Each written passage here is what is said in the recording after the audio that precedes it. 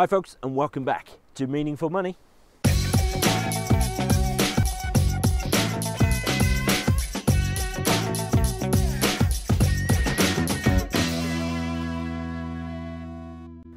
Okay, I'm in a muddy field of cauliflower up sort of near Ludgvan, actually just above Mounts Bay. In fact, if I just shift a little bit, you'll see St Michael's Mount there, just down from the horizon, nestling in Mounts Bay. So a nice view, beautiful March Sunday afternoon, freezing though, should have put a coat on. Anyway, let's crack on. Carrying on talking about cash flow. Remember we talked last time about how it's not just important, it is the very foundation of financial planning. So I'm going to develop that a little bit for 2 more videos, I think. So as ever, before we get into it, my good friends down here, 7 Investment Management, who continue to sponsor me. I'm ever so grateful for them, to them for doing so. So thank you very much, chaps. Okay, so we talked last time about monitoring your expenditure, maybe tracking every penny you spend for a month. The purpose of that being so that you can understand where your money goes, truly understand where it goes, instead of just guessing, and that can help you plan going forward. Incidentally, when I first did that exercise, I realised I was spending upward of 80 quid a month on Bourneville chocolate and Diet Coke. Okay, we all have our vices, I know, but that was a little bit excessive, both for my waistline and for my budget. The purpose of monitoring your expenditure is to get control, and the ideal scenario really is that you get to the point where you are sort of living 1 month ahead. So in other words, you are spending last month's income now, so you always have 1 month's buffer of income behind you.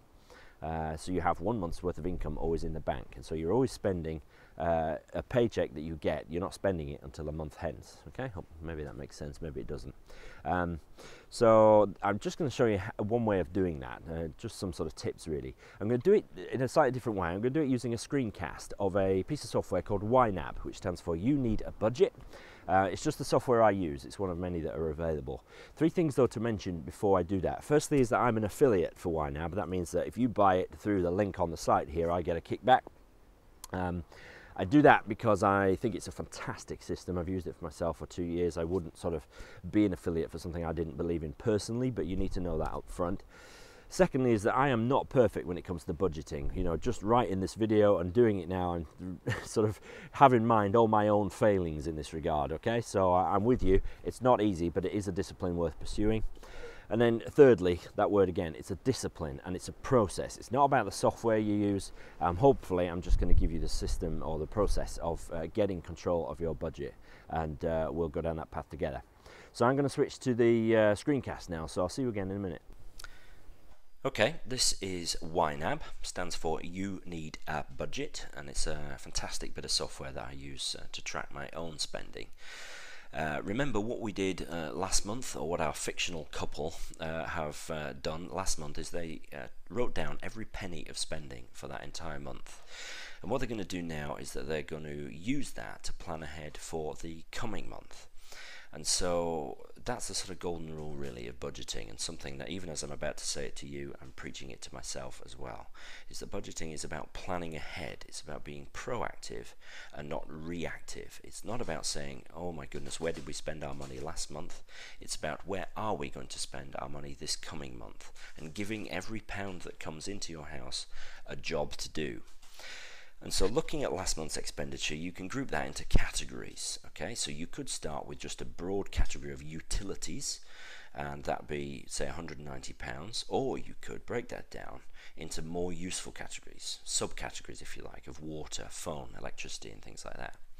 You could do the same with food and either have an overall budget or break it down to groceries and perhaps a meal out once a month. And you'll end up with a list of categories. Now yours will look similar in many cases, but they'll be unique to you. By the way, if you can hear crunching in the background, that's my puppy ripping up a bone that she's got there. Now you should allow for contingencies. So this couple have allowed a £50 a month budget for maintenance and repairs on their home, decorating, things like that. It's always worth giving yourself a miscellaneous budget as well, just for the things that you perhaps are not expecting. So give yourself some breathing room, a little bit of a release valve.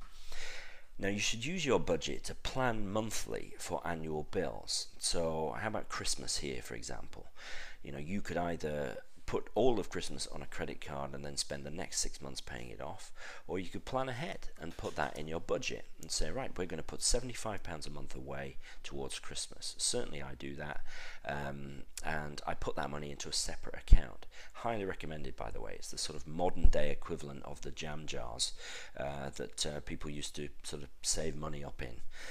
I have 6 different accounts with my bank and use them as virtual jam jars to place money where I'm sort of waiting to spend it on things like Christmas. You could do the same for a holiday. Perhaps put £100 a month away towards your holiday rather than put it on a credit card. Plan ahead for it. Now, if I go back up to the top here, you can see that £2,000 has come in.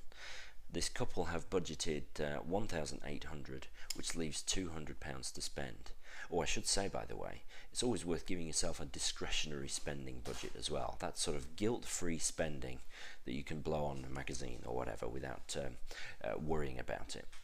Now that leaves this couple with £200 that they haven't budgeted yet, and that's going to form the basis of their buffer. Now they can, the easiest way by far is to put that money aside and actually account for it here as an emergency fund payment, if you like, into their emergency fund. And that gives us an exactly balancing budget, 2,000 in, 2,000 budgeted. You should give every pound a job and not leave too many gaps, because that will just, those gaps will tend to stretch. And so what this software also does is you can sort of, rather than make that a payment, what you can do is leave it blank and effectively underspend for £200, and the system will have that as your starting buffer for the following month. And the idea is that that builds up over time. Okay, I hope that's helpful. That's a really whistle-stop tour, not intended to be a sort of summary of the software as such, but more about the thinking that you need to undergo to have an effective budget. Okay, back to me in a field. Okay, hope that was helpful, just to give you an idea as to how to get on top of your budget. Budgeting might not be something which sort of gets you very excited, but there is no feeling like being in control, particularly of your finances. So many people are ruled by their money rather than ruling over it, and good budgeting is just a fantastic way to do that, the only way really. So next time I'm going to wrap up the cash flow series. I'm going to look at why cash flow is so important, why money in and money out is important at all times of life, and how it will either be the key to your financial planning success, or it will hamstring you and even sort of disable you from achieving your whatever your definition of financial planning success is. I'm going to do that by looking at 3 stages of life. So join me for that next time, but thank you for watching this one, and I'll see you next time. Cheers.